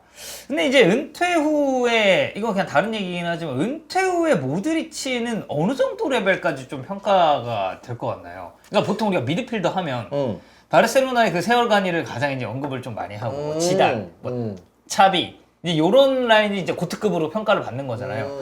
여기에서 모드리치는 어느 정도까지 왜냐면 이 선수가 또 발롱도르를 받아가지고 발롱도르 받았죠. 네. 그래서 좀 궁금하긴 해요. 모드리치 정도면 그래도 뭐 역대 미드필더들을 다 이제 고려해봤을 때 탑10급엔 들어가지 않을까? 탑10. 네. 나도 그냥 역대 미드필더 베스트 할 때 항상 생각나는 이름일 것 같아요. 크로아타는 역대 최고 고타 아닌가요? 그치. 크로아티아는 당연히 국적은. 최고 선수고. 그 이전에 이제 수케르라는 선수가 있었지만 그래도 비교가 모드리치가 안 될 이룩한 정도 게 지금 모드리치가 너무 고트니까. 그러니까요. 예. 한 뭐 올타임 미드필드 탑 10 정도 충분히 이제 들어가는 뭐 채팅창에서도 그런 의견이 많고. 근데 이제 세월관이랑 뭔가 이제 같이 이렇게 막 묶이기에는 차비가 너무 유니크하고 이쪽은 그러니까 모드리치는 급이 다른 느낌이라. 그러니까 이니에스타랑 비교가 돼야죠. 음. 비교를 한다면. 네. 자, 그래서 모드리치 아마 이번 유로가 마지막일 것 같고 그다음 이제 노이어 86년생 38입니다. 근데 이제 저는 이거 약간 같은 맥락인데 노이어는 골키퍼계 패러다임을 좀 바꾼 선수라고 평가를 받잖아요. 노이어는 은퇴하고 나서 골키퍼 포지션에서 어느 정도까지 평가가 될 것 같나요? 고트는 저는 그러니까 1위는 항상 야신의 이름이 나오는 것 같고 그리고 옛날 골키퍼들로 따지면 이제 고든 뱅크스나 네. 뭐 이런 선수들의 얘기가 나오고 그리고 이제 부폰, 뭐 카시아스 이런 선수들까지 우리가 봐야 될 것 같은데. 매우 높은 선수로 인정을 받겠죠. 매우 높은? 저는 야신과 거의 동급? 야신과 동급. 야신, 그 다음에 이 부폰 카시아스랑 비교를 했을 때는 부폰 카시아스랑 노이어 선수는 뭐 실력적인 부분에서는 별 차이가 없다고 보이지만 든 트로피도 사실 어떻게 보면은 뭐 카시아스도 뭐 네. 거의 다 들었어, 그렇죠. 다 들어봤으니까. 얘도 그런데 월컵 유로 뭐 다 했으니까. 근데 노이어가 좀 더 난 카시아스보다 높은 평가를 받을 것 같아요. 제가 보기에도 더더욱 그냥 야신 바로 다음? 야신 바로 아마 다음. 저는 은퇴 후에도 평가가 더 올라갈 것 같아요. 왜냐면 저도. 한 골키퍼에 대한 어떤 평가의 패러다임을 바꿨다는 것 자체는 그냥 그 자체만으로 두고두고 이 후손들에게도 야, 노이어는 대단한 선수야. 뭔가 이런 의미가 있었어. 이런 이야기들을 통해서 더더욱 그 경력이 빛날 수 있다고 생각을 CF 하는데 골키퍼는 이제 노이어 등장 전과 이후로 나뉘니까. 나뉜다라는 아마 예. 그런 얘기가 좀 나올 것 같고. 그리고 캐릭터가 너무 확실한 그쵸. 선수라. 그렇죠. 네. 네. 스키 타다 다리도 좀 부러지고. 그것 또한 캐릭터다. 네. 네. 그리고 그 저기 그 한국이랑 할 때 골 먹히는 장면도 봐도 아, 그쵸. 그렇게 거기까지 나와가지고 하는 그러니까 그런 물론 이제 이런 사활을 걸어야 되는 상황이긴 했지만. 캐릭터가 너무 독특한 그런 선수기 때문에 나는 그것도 오히려 사람들이 좋아하고 높게 평가할 만한 요소라고 봐요. 네. 자, 그리고 마지막 선수입니다. 호날두. 호날두. 저는 솔직히 호날두 전 다음 월드컵까지 할 것 같거든요. 저도 월드컵 끝나고 은퇴할 것 같아요. 진짜 하더라도. 진심이에요. 무조건 선수 다 생활을 네. 아예 선수 생활 전체 네. 약간 지단처럼 그러면 야 이게 나의 마지막 진짜 마지막이다. 아 그런 식으로 네. 여기 8-5예요. 그래서 여기 생일도 좀 빨라가지고 39살이거든요, 지금. 39살인데 이번 유로를 39살에 치르고 다음 월드컵을 타주면 이제 41. 여기가 진짜 로저 밀러의 그런 나이가 이제 될 것 같은데. 아 근데 나는 좀 그게 있어. 포르투갈 대표팀이 포르투갈에 누가 감독을 하건 포르투갈 대표팀이 호날두를 안 뽑는 건 불가능하다고 보이긴 해요. 근데 나는 호날두가 진짜 멋있게 나 대표팀 이제 안 나가겠다 하는 게 좋지 않을까. 아, 그럴 일은 없습니다. 그러니까 그거 아는데 그렇게 하면 얼마나 좋을까. 라는 생각이 가끔 들죠. 그런 생각을 해요. 네. 근데 네. 그러지 않을 거라서. 이미 네. 카타르 월드컵 때 우리는 다 확인을 했잖아. 호날두가 저 엄청났던 선수가 이제는 대한민국의 수비수로서. 안 되는구나. 네. 솔직히 포르투갈 입장에서는 그거 아니야. 한국 정도의 팀이랑 경기하는데도 안 되는구나. 이거 아니야. 걔네 입장에서는. 그쵸. 객관적인 전력 고려했을 때는. 네. 근데 이제 저는 이 선수의 욕심이나 이런 거를 따졌을 때는 저 진지해요. 나는 호날두는 다음 월드컵도 바라보고 있을 거라고 생각하고 충분히. 여전히 본인이 세계 최고 중에 한 명이라고 생각을 하고 있을 것 같아요. 본인은 그렇게 이 생각할 수 선수는. 있죠. 전 그리고 월드컵 끝나고도 본인이 은퇴 발표 안 할 것 같아요. 안 부르면 안 불렀지. 안 부르면 안 불렀지. 아니야. 계속. 그거는 계속. 그건 좀 그래. 그건 선수 생활을 그냥 은퇴해야지. 안 할 것 같아요. 계속 뛸 것 같아. 아니 어딘가에. 저기 카즈에 도전하는 건가 그러면? 미우라카지. 카즈에 도전하면서 나도 카즈. 50세에 무슨 축구 막 이런. 얼마 전에 뭐 호마리우도 뭐 현역 복귀했다는 얘기 나오지만. 네. 자, 그래서 호날두까지 저희가 이번 유로를 끝으로 이제 작별을 고할 가능성이 있는 선수들에 대해서 좀 봤고요. 저희가 이탈리아 얘기하기 전에 간단하게 유로 2024 그 주요 국가들 어떤 유니폼 입고 뛰는지 한번 쓱쓱 보고 그 다음에 이탈리아 얘기로 넘어가 보도록 하겠습니다. 자, 일단 첫 번째 개최국 독일입니다. 근데 뭐 독일은 뭐. 근데 저는 어웨이는 사실 좀 별로거든요. 근데 저는 이제 궁금하긴 합니다. 나이키가 하는 독일은 과연 어떨까? 난 진짜 바뀌잖아 너무, 이제. 너무 충격적이에요, 진짜. 나이키랑 독일이랑 상상도 안 해본 조합인데. 왜냐 무조건 아디다스니까. 그러니까 자국 기업 아니에요. 돈 몇 배더라? 한 5배인가? 5배인가? 네, 그렇게 와 들어봤어요. 진짜는 그거 듣고서 물론 매출 차이도 그 정도 날 거거든요. 나이키랑 아디다스랑 매출 차이 꽤 많이 나요. 6배, 7개까지 나는 것 같던데. 아디다스가 재정적으로 좀 안 좋기도 하고. 아니 그러니까 나이키가 워낙 잘 나가서 네. 지난 한 몇 년 동안 나이키가 미친 듯이 잘 나가가지고 뭐 그렇긴 한데 야 그래도 돈을 그렇게 지르면 그건 뭐 어쩔 수가 없지. 지금 여기 홈 유니폼 봤을 때는 네. 저는 전통적인 독일의 색깔을 좀 잘 살렸다. 맞아요. 그런 느낌이고. 국기 색깔들 다 들어가 있고. 어웨이는 저기 그 채팅창 올라오고 있는 것처럼 그 FC 온라인 볼타 느낌. 저 아, 인정합니다. 예. 아 근데 볼타가 이제 약간 요런 그 보라색 계열 약간 그쵸 화려한 색깔이 많으니까. 네. 어웨이는 저는 좀 별론데 홈은 고유의 그걸 좀 잘 살린 것 같고. 자, 그다음 스페인 보겠습니다. 여기는 홈은 그냥 늘 나오던 그 맛이에요. 네. 늘 우리가 먹던 그 맛. 익숙한 맛. 빨강색에 노란색 이제 아디다스 삼선 들어가 있고 여기도 이제 스페인도 이제 아디다스에 대한 색채가 굉장히 강한 국가다 보니까 홈 잘 뽑았는데 원정색이 여기도 좀 애매하지 않나. 괜찮지 않나 이 정도면? 나 괜찮아 보이는데. 근데 저는 이게 약간 그 색이잖아요. 그 레몬 느낌의 색이잖아요. 그쵸? 약간 연한 그런 색깔. 근데 여기 하늘색이 들어온 게 뭔가 조화가 안 돼. 저는 그냥 조금 별로인 것 같아요. 색 조합이 저도 조금 애매한 느낌? 그냥 레몬색만이었으면 괜찮았을 것 같은데. 어차피 세컨드 유니폼들은 다 근본이 없어요. 어차피 다 근본 없어. 세컨드인데 뭐. 세컨드인데 뭐. 어웨이가 약간 약수터 패션 같다고 말씀하시는 분도 있고. 자, 그다음 벨기에 보겠습니다. 야 이거는 어웨이를 더블라이너가 입은 거 한번 보고 싶네요. 나는 근데 어웨이 그리고 뭐 이제 시티 때문에 그 얘기한 거 나는 어웨이 좀 심판복 같다라는 생각이 아니 카라가 너무 앙증맞다. 카라가 너무 앙증맞아. 아니 홈은 그냥 벨기에 같아요. 홈은 되게 이쁘게 나왔어. 원조 붉은 악마잖아요. 네, 여기가. 맞아요. 네, 저는 홈 되게 예쁘게 나왔다고 보는데 그리고 이게 지금 색깔 봤을 때 약간 좀 버건디잖아요. 컬러 자체가. 그런가? 네, 완전 빨강색은 아닌 근데 것 몰라 같거든요. 이것도 이게 실제 색감이랑 그냥 사진 색감이랑 또 다를 수도 있으니까. 저는 이 사진 색감이라고 한다면 좀 버건디색을 제가 또 좋아해가지고 예뻐요. 버건디 되게. 마룬 약간 이런 느낌이긴 한데. 네.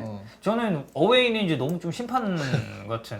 그리고 어웨이가 카라 너무 앙증. 아니 그리고 여기 그 벨기에 이거 엠블럼 있는 데 있죠. 여기서 카드가 나올 것 같아. 주머니 같이 생겼어 이게 또. 이게 맨시티 색감보단 전 약간 그 포항 예전에 하늘색 있잖아요. 그 색감에 좀 더 가깝지 않나. 그 알죠 포항, 알죠. 맞아. 파워공이지. 그 이동국 포항 있잖아요. 맞아. 그때. 그 색감이 조금 더 가까운 것 같아요. 그리고 비슷하다. 비교적 최근에 요런 느낌으로 레트로식으로 한번 포항도 나왔었죠. 어웨이 나왔었고. 네, 되게 예뻤었는데. 자 그다음 크로아티아 보겠습니다. 그냥 뭐. 오히려 크로아티아는 그 약간 점박이 같은 그 있잖아요. 되게 촘촘촘했던 이제 나무란다. 그 이제 그 뭐야 그 패턴. 패턴. 체크무늬. 네, 체크무늬. 패턴. 그게 너무 복잡한 것보단 차라리 이게 나. 크게 했잖아요. 네. 크게 해서 난 것 좀 같아요. 작은 것도 괜찮고 큰 것도 좋아요. 그냥 딱 특색 있는 크로아티아 잘 살린 거고 저는 오히려 어웨이 좀 심플하게 잘 나오지 않았나. 이쁘게 나왔네요. 네, 어웨이 잘 나온 것 같고. 자, 참고로 디에슬레틱에서 가장 베스트 그 홈 유니폼으로 꼽았었던 국가가 이제 그 다음에 나올 국가거든요. 어호. 덴마크입니다. 네. 여기는 그냥 홈어웨이 둘 다 덴마크 고유의 그거대로 무난하게 나온 것 같아요. 험멜. 전체 빨강색. 네. 그리고 덴마크 험멜이 이제 자국 기업이잖아요. 그죠, 덴마크가 그죠. 여기가. 네. 그래서 그냥 여기는 홈 입어도 예쁠 것 같고 어웨이 입어도 예쁠 것 같고 해서 뭐 둘 다 빨빨 그리고 하양하양으로 위아래 다 잘 뽑은 것 같아요. 아니, 보면 나이키랑 아디다스가 돈이 많고 무슨 디자이너들을 많이 써서 그런지 몰라도 참 뻘짓을 많이 해요. 네. 여기 험멜, 뭐 엄브로 이런 데는 그냥 별로 딴짓을 안 해 그냥. 굉장히 심플하게 잘 뽑으니까. 평범해 그냥. 네. 근데 그 평범한 게 더 나을 수도 있거든요. 맞아요. 자, 그다음 네덜란드 보죠. 여기도 정말 무난하게 저는 네덜란드 홈 너무 좋습니다. 예쁘네. 오렌지. 저는 오렌지 너무 좋아요. 오렌지에 약간 남색 들어간 게 색 조합이 되게 좋네요. 그리고 어웨이를 바꿨을 때는 이거는 사실 그냥 뒤바꾼 거거든요. 네. 서브 컬러와 메인 컬러를 그냥 바꾼 느낌의 이게 어웨이여가지고. 뭐야 근데 이거? 뭐 패턴인 것 같아요. 여기 이제 들어가 있는 거. 디자인적으로 맛을 살린 패턴 같은데 이거 저도 네덜란드도 흠잡을 데가 없지 않나. 유니폼이 어웨이도 그렇고. 홈 유니폼. 네덜란드 홈 바지 검정색이 예쁜데 이게 옛날 약간 클래식 네덜란드 느낌이잖아요. 옛날에 아마 프랑스 98. 월드컵 때 그렇게 입었던 것 같은데. 네. 프랑스 월드컵 때. 저 이거 검정색 바지 예쁘다고 하시는 거 완전 공감 음. 네, 하고요. 네덜란드는 예쁜데 한화는 왜 그 모양이냐 그건 알 수 없습니다. 예. 예, 그건 알 수 없고요. 예. 자 그다음 저는 개인적으로 이 국가가 베스트라고 보거든요. 이탈리아. 저도 동의해. 저희가 베스트. 네. 이번 유로에서 최고 베스트가 홈 어웨이다 이탈리아고 저는 이탈리아 홈킷을 제 그 FUT 얼티밋 팀의 홈 유니폼으로 쓰는데 진짜 예뻐요. 그리고 이 디펜딩 챔피언만 달 수 있는 그 중앙의 패치. 예, 간지나지 그러네. 않나. 근데 저는 어웨이 이거 되게 예쁜 거 같거든요. 저도 어웨이 이뻐요. 이거 이탈리아 색깔을 되게 잘 살린 느낌이어서 시원해 보여 옷이. 잘 나가요. 이태리는 보통 색깔을 저렇게 흰색 아니면 이제 파란색을 쓰는 거라서 개인적으로는 전 퓨마 시절이 더 낫다고 생각합니다. 아 어. 푸마. 저도 퓨마 시절이 더 집에 낫다고 생각하고. 푸마 하나 있긴 한데 근데 그래도 이탈리아는 저는 홈도 그렇고 이제 전통적인 파란색 그 유니폼을 입는 국가잖아요. 이탈리아도. 그러니까 아디다스 유니폼을 입고 메이저 나가는 게 이게 처음이거든. 네. 네. 예, 그런 거 치고는 잘 나왔다. 네, 잘 나왔다. 네. 저는 어웨이가 개인적으로 되게 좀 예쁘다고 생각하고. 자, 그다음 포르투갈.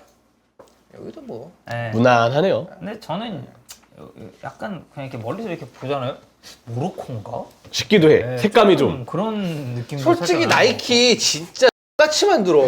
아 나이키 개 짜증나 진짜. 우리나라 유니폼도 이제 말이 사실 좀 많았었고. 네. 아씨 나이키 잘 나간다고. 아, 네, 아톰파괴 소신 발언. 나이키 유니폼까지 만들었다. 인텔 유니폼.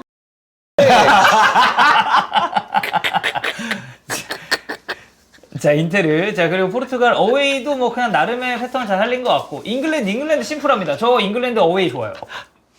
저 잉글랜드 어웨이 좋습니다. 이거, 되게 예쁘다 어웨이. 이거 블랙바타의 골드잖아요. 항상 잉글랜드 어웨이는 보통 빨강색 아니면 좀 남색 계열일 때가 많았는데 이렇게 검은색의 골드는 와 이거 되게 예쁘다. 이거 약간 그 메시 마지막 시즌이었나요? 그 라쿠텐 바르셀로나 어웨이 있거든요. 네. 2021 시즌. 아, 알죠. 금자양으로 들어간 살짝 그 느낌도 나고. 그게 되게 예쁜데. 나이키 얘들아 야 잉글랜드도 좀 뭔가 이게 실험적이게 해보라고.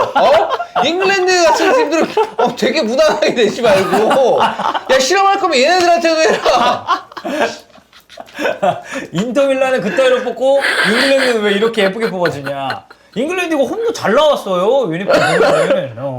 근데 잉글랜드는 기본적으로 이 흰색이 바탕이 돼서 여기에 진짜 이상한 짓 하지 않는 이상 괜찮습니다. 저는 그 진짜 이상한 짓을 한 게 지난 유니폼이었다고 생각해요. 아. 그 약간 하늘색 그 이상한 있어. 들어간 거 있거든요. 월드컵 때도. 아 나는 그 유니폼 진짜 별로여가지고. 예. 자 그리고 마지막으로 프랑스 보겠습니다. 여기가 이제 진짜 약간 레트로. 프랑스도 저는 베스트 중에 하나예요. 진짜 색깔 그 예전에 98 프랑스 월드컵 때 디자인의 색감이랑 비슷하거든요. 그리고 이게 유로 때 입었었던 유니폼을 아마 오마주한 걸로 제가 알고 있거든요. 약간 저는 프랑스는 한동안 되게 어두운 계열의 파란색이었는데 맞아. 저 이런 밝은 색의 파랑이 되게 약간 어울리는 것 지금 같아요. 이 파란색도 아니야. 색깔도 여기보다 훨씬 톤 다운이 많이 된 파란색이었어. 맞아요. 엄청 어두웠었어요. 그걸 더 좋아합니다. 그 톤 다운 네. 저도 그 파란색을 좀 더 좋아해요. 약간 그 뭔가 이제 네이비에 가까운 그런 느낌? 그런 느낌의 그 파란색을 좋아하는데 근데 뭐 그거는 뭐 사람마다 뭐 다른 의견이 개인 있을 수 있는 취향이니까. 거니까. 예. 근데 요거는 그 어웨이가 나름 이 프랑스 색깔들이 들어가서 맞아요. 조금 재밌긴 해요. 청백적. 네. 근데 저는 개인적으로 이거 홈은 좀 너무 심플하게 나와서 좀 이거 잘못 입으면 일반인들이 입으면 좀 내복 같을 수도 있지 않을까. 근데 요즘 뭐 유니폼들 다 선수용 다 쫄쫄이라 음. 별로 안 좋아합니다. 네. 예전에 그 좀 약간 펄럭펄럭하고 그쵸, 그런 그쵸. 느낌. 클래식한. 네, 유니폼이 좀 좋아하는. 모든 것들이 다 레트로가 유행인데 축구 유니폼도 다 레트로로 내야 돼. 애들 다 그렇게 입으라 그래. 아니 지금 여기 저희 한 10개 국가 봤는데 홈 어웨이 구분 안 하고 베스트 유니폼 딱 하나만 꼽으면 어디 꼽으시나요? 저 자신 있게 이탈리아 이탈리아 어디? 홈 너무 예뻐요 진짜. 이탈리아 홈 꼽아요. 찬우 형은요? 근데 저는 독일 홈. 독일 홈. 저는 잉글랜드 어웨이. 네, 저는 잉글랜드 어웨이 되게 예쁜 거 근데 같아요. 검정색 유니폼을 잘 안 쓰잖아요. 네, 맞아요. 의견이 대체적으로 비슷하네요. 네, 잉글랜드 어웨이 많고 이탈리아도 있고. 이탈리아 있고 독일 독일 좀 이쁘죠. 있고. 네. 자 그렇습니다. 어쨌든 유로도 좀 재밌게 즐겨주시면 좋겠고요. 자 오늘 마지막 주제입니다. 주간 유로. 찬우 형이 또 이제 온 김에 저희가 이탈리아 네. 대표팀 얘기를 좀 해보려고 하는데 아직 이탈리아는 유로 그 전체 스쿼드가 나오진 않았어요. 예비만 나왔죠. 네. 근데 아마 이 방송이 업로드되는 시점에는 아마 발표를 해야 됩니다. 오늘까지 해야 돼요. 네. 이거 그 등록 그 기한이 기한이 있어서 있으니, 네. 오늘까지 내야 되는데. 근데 아마 지금 여기 소집된 이 예비 명단 풀에서 어쨌든 되게 될 하겠죠. 거고 네. 여기서 이제 쳐내겠죠. 네. 새로운 얼굴이 세 명 들어올 정도 이제 가능성보다는. 쳐내는 건데. 예. 지금 쭉 보면은 이거 저희가 포지션별로 간단하게만 살펴보면 골키퍼 4명, 돈나룸마, 비카리오, 메렛 그리고 프로베델 이렇게 포함이 됐고요. 골키퍼 포지션은 그래도 비교적 좀 명확하게 갈 수 있지 않을까요? 한 이쪽은? 명이 골키퍼가 이제 한 명이 잘릴 텐데 네. 거의 프로베들이 잘리는 분위기더라고요 지금. 느낌상. 네. 그러면은 돈나룸마, 비카리오, 메레트로 가고. 네, 그렇게 3인으로 가고. 여기는 근데 돈나룸마가 만약에 못 난다고 하더라도 이제 비카리오도 올 시즌 토트넘에서 이제 너무 좋았기 때문에 괜찮은 것 같고. 그 수비 쪽이 이제 결장자와 이제 부상자들이 좀 있는데, 자 일단 명단은 바스토니, 벨라노바, 본조르노, 칼라피오리, 그리고 안드레아 캄비아소, 다르미안, 디로렌초, 디마르코, 잔루카 만치니, 페데리코 가티까지인데. 네. 아체르비가 이제 부상으로 빠지게 됐죠. 사타구니 부상 때문에 지금 그래서 결정이 빠지게 됐고. 됐어요. 그리고 여기에 스칼비니. 스칼비니가 십자인대 부상으로 빠지게 됐고요. 네. 리그 최종전 때. 그날 되게 멋있는 골도 넣었는데. 뭐 원더골 나왔잖아요. 네. 근데 그러고 나서 십자인대라니 이게 선수한테도 아쉽지만 이탈리아한테 특히 아쉬운 게 많이 좀 아쉽죠. 그렇죠. 자 그리고 사실 이제 우도기 같은 자원들도 부상으로 이미 시즌 아웃 이제 선언이 됐기 때문에 합류할 수가 없게 됐고, 미드필더는 조르지뉴, 바렐라, 크리스탄테, 파지올리, 폴로룬쇼, 프라테시, 그리고 로렌초 펠레그리니, 사무엘레 리치까지 됐습니다. 여기에서 이제 조금 뭔가 빠져서 아쉬울 만한 점, 그러니까 발탁이 아예 안 된 자원들로 이제 언론에서 언급되는 게 수비 쪽에서 이제 스피나촐라 얘기 좀 있고, 쫄라? 예, 그리고 로카텔리, 여기에 이제 베라티 같은 자원들이 이번에 이제 발탁이 아마 안 될 것이다.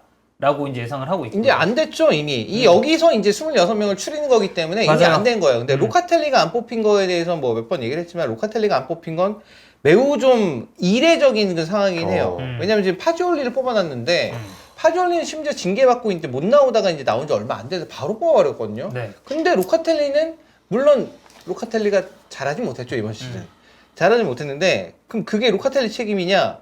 아니, 유벤투스도 부진했고, 그 중에 이제 로카텔리가 이제 그 일원이었기 때문에 뭐 책임이 없다고 볼 수는 없지만, 로카텔리만의 온전한 책임이라고 보기는 어렵거든요.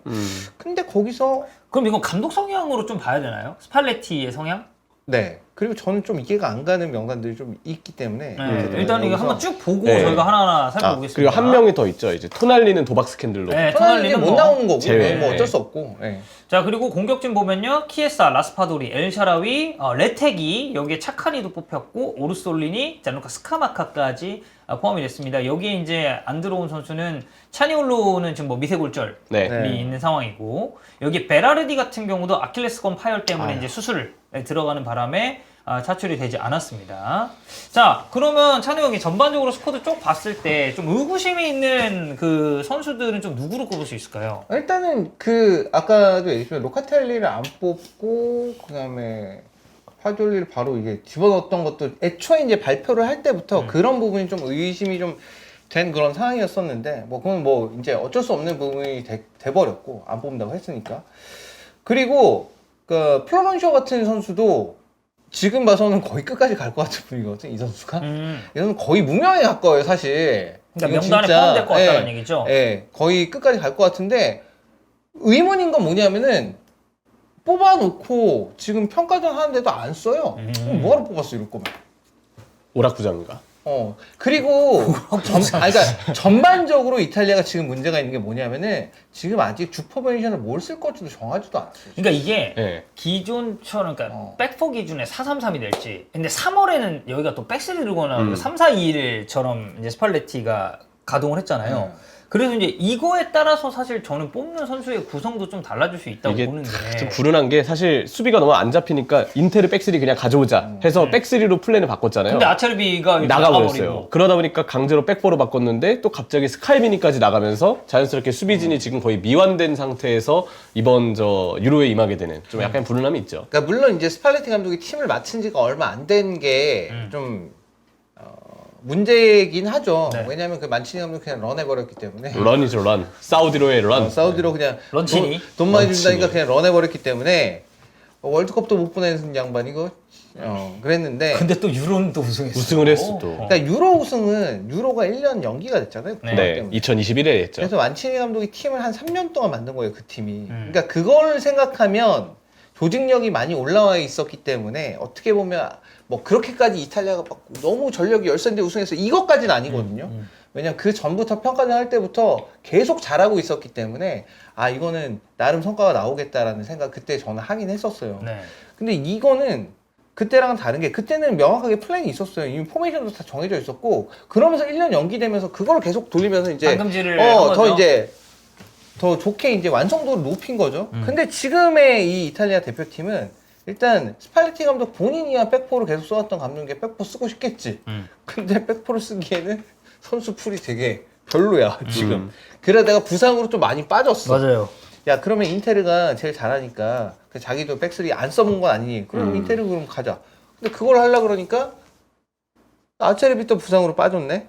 그러니까 이것 때문에 여러 가지로 지금 백포를 쓸지 백스리를 쓸지 이거에 따라서 미드필드 구성하는 거랑 그다음 앞에 포워드들 어떻게 구성할지 다 바뀌는 건데 이거에 대한 계획이 지금 아직도 안 잡혀 있는 것 같아요. 그래서 현지 쪽에서도 얘기가 제일 많이 나오는 게 그래서 이탈리아의 메인 포메이션은 뭐냐예요.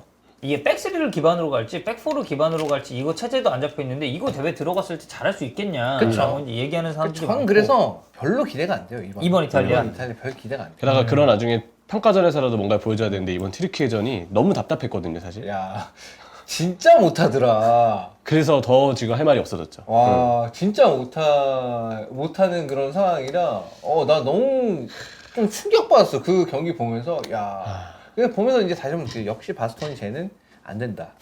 쟤는 수비는 안 된다. 쟤는 빌드업은 되더라도. 네. 이게 지난번 이탈리아의 모습은 지난 대회 때 이탈리아 모습은 무적이었어요. 그때는 무패를 쭉 달리고 있었고 누가 봐도 이 팀의 조직력은 클럽팀 못지않게 참 잘 갖춰져 있다. 전술 컨셉 확실하고 선수들 역할 확실하고 너무 잘해서 누가 보아도 이 팀은 잘할 거다라는 생각이 들게 했거든요. 지금은 누가 보아도 불안해 보여요. 맞아요. 그게 지금 이탈리아의 상황입니다. 참고로 튀르키예전에서는 좀 4-2-3-1에 가까운 전형으로 나왔고 토베 레테기, 키에사 펠레그리니, 오르솔리니, 조리주뉴 크리스탄테가 중원, 그리고 백포 라인이 디로렌초, 잔루카 만치니, 알레산드로 바스토니, 페데리코 디마르코, 네, 그리고 디마르코. 골키퍼는 이제 비카리오. 네 그렇게 이렇게 나왔어요. 나왔어요. 근데 뭐 경기력적으로나 결과적으로나 봤을 때 굉장히 실망스러웠고 이게 이탈리아 그 공격 자원도 의문이 좀 많지 않나요? 공격 자원은 어쨌든 간에 최근에 스카마카 선수는 굉장히 좋은 폼을 보이고 있기 때문에 아마 지난 시즌 통틀어서 모든 대 19골인가를 스카마카가 넣었을 겁니다. 그래서 스카마카 선수를 주전으로 내세운다면 별다른 그렇게 크게 문제가 될 거라고 생각하지 않아요. 오히려 톱을 원톱으로만 놓는다면 스카마카 선수가 충분히 그 역할 정도는 해줄 수 있을 거라는 생각은 드는데 문제는 이제 좀 애매한 자원들 키에사, 라스파도리. 원래 키에사 같은 선수는 지난번 유로 대회 때는 이제 에이스였죠. 우승하는 데 있어서 가장 큰 공을 세운 그쵸. 선수인데 본인이 이번 시즌에 부상이 너무 좀 길었고 그다음에 유벤투스에서의 폼도 그렇게 좋지 못했고 라스파돌이 개인적으로 나폴리에서 정말 무색무취한 선수가 되지 않았나. 애매해졌다. 톱으로 나오면 톱으로 나와서 별 영향가 없고 측면에 빼면은 이 선수가 그렇게 빠른 선수가 아니라 측면에는 별 그게 안 되는 약간 이런 느낌이 드는데 근데 그럼에도 불구하고 이 정도의 재능도 없으니까 지금 뽑는 게 이제 이탈리아의 현실인데 여기도 사스올로였죠? 라스파도리도. 네 그쵸 사솔로에서 이제 나폴리로 이적했죠. 근데 여기 그 다음에 이제 뭐 자카니 선수는 지지난 시즌은 좋았지만 지난 시즌은 오히려 그보다는 약간 좀 떨어진 그런 느낌이고 공격진도 여기 중에서도 한 명 정도 정리가 돼야 되는데 누굴 빼도 이상하지 않아. 진짜. 네. 이쪽에서 탈락을 자카니를 해도 빼도 이상하지 않고 오르솔레니를 빼도 이상하지 않고 라스파드를 빼도 이상하지 않아요.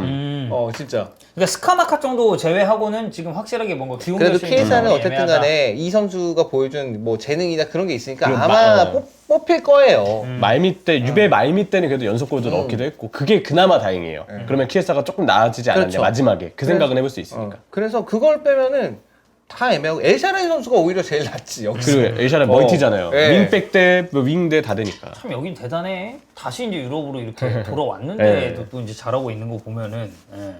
저 그 미드필더진 얘기도 조금 해보고 싶은데, 그러니까 전반적으로 봤을 때 이탈리아는 세리에서 뛰는 선수들이 거의 다죠. 다죠. 조르지뉴 아니 왜 빼고 아스날 조신은 빼고. 아스날이죠. 네. 조르지뉴 빼고 비카리오 빼고 돈나룸마 정도 빼면 네, 대부분 뭐 세리에서 뛰는 선수들이고 그렇죠. 미드필더 라인에서의 핵심적인 선수 그러니까 이탈리아 전체 스쿼드 봤을 때 딱 키플레이어 한 명 꼽으라면 그러면 누구를 꼽는 게 제일 정배입니까? 지금 여기서 꼽자면 역시 조신? 진짜로? 조르디뉴가 잘해줘야 돼요. 아, 아마 주전으로 나올 게 거의 확실해 보이는 상황이기 때문에 네. 조르디뉴 선수가 이번 대회를 정말 다시 회광반조해서 반짝반짝 빛나게 해줘야 됩니다. 진짜로. 다행히 뭐 폼이 나쁘진 않았으니까. 네, 아스날에서도. 아스날에서 나쁘지 않았었고 네. 대표팀에서는 조르디뉴 선수가 역시 해줘야 되는 그런 부분들이 있기 때문에 잘해줘야 돼요. 그러면 이제 옆에서 쓸어주는. 크리스탄테를 믿고 갈 수는 없어. 그 자리에 크리스탄테를 믿고 갈 수는 없고 조르디뉴 선수가 잘해줘야 됩니다. 네. 아니면은 뭐 진짜 뭐 급하게 뭐 파주올리 같은 선수를 같이 붙여놓을 수는 있겠죠. 그러니까 이렇게 되면은 근데 미드필더를 몇 명으로 구성할 것이냐 이것도 또 중요하거든요. 근데 3미드를 보통 많이 썼으니까 3미드를 쓴다고 치면 한 자리는 조르디뉴, 한 자리는 바렐라요. 나머지 한 자리는 이제 어떻게 가져가냐 이거 문제가 되기 때문에 그러니까 조르지뉴 바렐라 고정에 네. 나머지 하나에서 이제 골라야 되는데 개인적으로는 펠레그리니가 잘해서 좀 괜찮아 보이긴 하는데. 펠레그리니 근데 그 저기 터키랑 할 때는 굉장히 못하더군요. 그렇죠. 프라테시는 좀 어때요? 프라테시는 일단 프라테시 선수에 대해서 얘기를 하자면 일단 그 스팔레티 감독이 원하는 공을 소유하고 그다음에 공을 돌리는 데는 그렇게 큰 도움이 안 되는 거예요. 왜냐면 이 선수의 특징은 이 선수는 가장 큰 강점은 있어요. 그 상대가 좀 예측하기 어려운 타이밍에 직접적으로 박스에 들어가는 침투 타이밍이나 거기서 나오는 놀라울 정도의 결정력이 있습니다. 하지만 미드필더로서 공을 소유하고 패스를 하고 이런 능력은 많이 떨어져요. 그러니까 기본적으로 스팔레티가 좀 지향하는 바랑은 살짝 거리가 있죠. 있다. 그러면 저희가 지금 이렇게 쭉 스쿼드를 보고 있잖아요. 그럼 어쨌든 이 안에 추려야 될 텐데 네. 소거를 한번 해볼까요? GK는 프로베델이 나갈 가능성이 네. 높다고 했으니까 돈나룸마, 비카리오, 메렛이라고 이제 생각을 하고 수비 쪽에서 탈락자가 나온다면 누가 제일 유력한가요? 이쪽에서는 수비 쪽에서요? 수비는 다 가요. 그냥 여기는 다 간다. 수비는 제가 여기는 볼때 다 탈락자 갑니다. 없다. 여기 다 미드필더 내려갈 한 거고. 명, 포워드 한 명 빠질 것 같아요, 저는. 미드필더 하나, 포워드 하나. 그러면 수비는 숫자라도 이제 많이 갖고 그치, 있어요. 그치. 어떻게 될지 갑자기 모르니까 패스리를 갖고 쓸지도 있어야 돼 모르니. 그냥. 네. 그럼 미드필더에서 이제 한 선수 정도를 제외한다고 치면은 아까 폴로르주는 이제 계속 갈 것 같다고 하셨고 그러니까 폴로르쇼 아니면 리치 둘 중에 하나 빠질 것 같아요. 사멜레 리치, 네. 토리노 소속의 네. 선수고 그리고 폴로르주, 베로나 이 둘 중 하나가 이제 둘 중 떨어질 하나가 가능성이 빠질 것 같아요. 공격진은요? 공격진에서는 제가 아까 얘기했죠 라스파도리. 라스파돌이 너무 무색무취하다. 작가니 오르솔린 셋 중에 하나 빠질 거다. 아 여기 이제 셋 네. 중에 하나. 뭐 물론 저희가 이게 방송이 나가는 시점에는 진짜 찬영 말처럼 그냥 이 명단이 명단이 발표가 돼서 네. 아마 제출이 됐을 수도 있어요. 그래서 그거는 이제 여러분들이 조금 감안을 해 주셔야 될 것 같고. 자 그러면 그냥 딱 단도직입적으로 봤을 때 이번 이탈리아 사실 조편성도 쉽지 않거든요. 그래서 어렵다. 여기가 지금 저희가 유로 기준으로 이제 쭉 놓고 봤을 때 스페인, 크로아티아, 또 그리고 어디더라? 알바니아. 알바니아. 예, 이렇게. 근데 물론 이제 그러니까 저는 그런 느낌이 있어요. 3위까지 갈 수 있잖아요. 저는 오히려 2조에 3위가 떨어질 수 있다. 그럴 수 있죠. 예. 그럴 수 있고 오히려 물고 득실간에서 물리다가. 훨씬 불리해질 수가 있을 것 같아요. 저는 조별 탈락도 나올 수 있다. 이탈리아. 왜냐하면 일단 스페인이랑 이제 이탈리아랑 비교를 했을 때 최근에는 어쨌든 이탈리아가 그래도 이제 스페인 상대로 해서 좋은 모습을 보여왔지만 스페인하고 이제 비교를 해봤을 때 지금 아직도 주 포메이션이 정해지지 않았고 주요 멤버들이 어떻게 될지도 모르는 그런 상황에서 스페인이랑 대결했을 때 좋은 결과를 기대하기 좀 어려워 보이고 그 다음에 또 하나는 크로아티아. 이탈리아가 크로아티아한테 유독 약합니다. 이상하게 약해요. 이상하게. 그러니까 역대로 이제 따져봤을 전력이 때. 훨씬 좋았을 때도 약했어. 되게 희한한 일이에요, 진짜. 이게 그런 약간 천적관계, 상성 이런 게 있는데 그게 크로아티아랑 이탈리아가 되게 안 맞거든요. 아니 저 이거 지금 크로아티아랑 이탈리아 좀 보고 있거든요. 네. 15년도, 14년도 이때 당시에 이제 그 지역 예선에서 붙었었는데 그때 크로아티아가 한 명 퇴장당했는데 이탈리아랑 1대1로 비겼고 그 전 기록도 비겼고요. 그리고 이야. 여기가 유로 2012 때 스페인, 이탈리아, 크로아티아 같은 조였어요. 네. 그 이때도 이 둘이 비겼고 그 이전에 이제 월드컵 때는 네. 또 크로아티아가 이겼습니다. 이게 이탈리아를. 그냥 역대 전적으로 말씀드릴게요. 1승 5무 3패예요. 1승 5무 3패. 이탈리아 기준 1승 5무 3패고 마지막으로 이긴 그 유일하게 이긴 게 1942년 4월 5일에 와. 친선 경기에서 4대0 승리. 찬우 형 태어나기 전입니다. 그래서 찬영 태어나기 전이 문제 아니라 우리나라 그 독립도 되기 전이잖아. 그렇죠. 물론 42 이제 이게 년이니까. 월드컵 그게 2002년 한일 월드컵 때거든요. 그때 그거 이탈리아가 이긴 경기야. 그 골 2개나 들어갔는데 다 취소시켰거든. 그게 만약에 VAR이 있었다. 그럼 아마 다 인정됐을 거예요. 마테라찌가 친 것도 들어갔고 뭐 그때 인작이었었나? 하여튼 그거 크로아티아랑 이제 그 경기가 오심에 의해서 어쨌든 이탈리아 애들이 그때 되게 막 그거 있었어 하여튼. 네. 근데 어쨌든 16강 갔으니까 걔들 다 얘기야. 어쨌든 갔으니까 한국은 이기겠지. 그러고 갔는데 졌죠. 그러고 졌죠 이제. 맞네. 크로아티아 어쨌든 이탈리아랑 봤을 때 이탈리아 크로아티아- 상성이 좀 안 좋고. 크로아티아가 되게 강해요 이탈리아한테. 그래서 야 그러면 스페인 넘기 어렵고 크로아티아 넘기 어려우면 3위를 그럼 3위잖아. 아니 근데 또 유로 2016 때 포르투갈 3무로 그죠. 리그 그걸 나왔죠. 우승한 것처럼 이게 또 토너먼트랑한테 올라가면 어떻게 될지 모르니까. 전 진짜 여기서 지금 이 조에서는 이탈리아가 알바니아 빼고는 좀 어렵지 않을까. 네. 만만하게 경기가 볼 수 있는 다, 상대가. 예. 예. 알바니아가 그 돌풍 알바니아도 몰라, 근데. 있어. 저 남아공 월드컵 생각해 보면 진짜 그때 뉴질랜드한테 비겼나? 맞아요. 그다음에 슬로바키아한테 지고 아마 그랬을 걸? 그래서 이탈리아 그때 조별딱 떨어졌잖아. 있었잖아요. 예. 몰라 이거 진짜. 그래서 이탈리아는 지금 그러니까 정리를 해보자면 스쿼드상에서 아직 확정적인 것도 좀 없는데 군데군데 빈 곳이 눈에 보이고 그리고 포메이션상으로 놓고 봤을 때도 백스리를 쓸지 백포를 쓸지 아직 구체적으로 플레이 나오지 않았고 최근 이 평가전을 놓고 봤을 때의 경기력이 그렇게 또 올라오지도 않았고 여기에 부상자들 때문에 이 스쿼드상의 결핍도 어느 정도 아는 채로 그렇죠. 유로를 가기 때문에 근데 또 하필 딱 만났는데 편성도 안 좋아. 네. 현실적으로 성적을 좀 높은 데까지 기대하기는 힘든 상황이 네, 아닌가. 좀 어려운 상황인 것 같아요. 네. 그래서 그러니까 부상 선수들이 이렇게 많이 나오지 않았다면 저는 그래도 항상 이건 8강급 전력은 된다 그래도. 그러니까 우승에 가장 근접한 나라들 하면은 보통 이제 프랑스, 잉글랜드, 그러니까 전력이 스쿼드 자원이 제일 좋은 팀들. 그다음에 이제 포르투갈, 그다음에 독일은 이제 대체적으로. 자국에서 이제 열리니까 또 우승 후보라고 볼 수 있고. 그 약간 아래쪽에 뭐 스페인, 이탈리아, 뭐 네덜란드. 뭐 네덜란드, 벨기에 뭐 이런 팀들이 이제 있는 건데. 근데 부상 선수들 너무 많고 거기다가 그러다 보니까 스팔레티 감독도 자기도 팀 맡은 지 얼마 안 돼서 지금 뭐 어떻게 정리를 해야 될지도 좀 어려워하는 약간 그런 상황인 것 같아서 네. 그래서 좀 이번 대회가 그렇게 크게 기대가 안 되는 것 같아요. 그렇습니다. 자, 오늘 주간 유로 이탈리아까지 평가를 해봤는데 일단 찬우 형이 보는 이탈리아는 이번 대회 기대가 사실 크게 되진 않는다. 좀 결핍이 상당히 많은 팀이라고 저희가 볼 수 있겠습니다. 저는 히든풋볼 목요부 여기서 마감하고 다음 주 히든풋볼로 또 돌아오도록 하겠습니다. 이따 라이브 때 만나겠습니다. 안녕. 맞습니다. 감사합니다.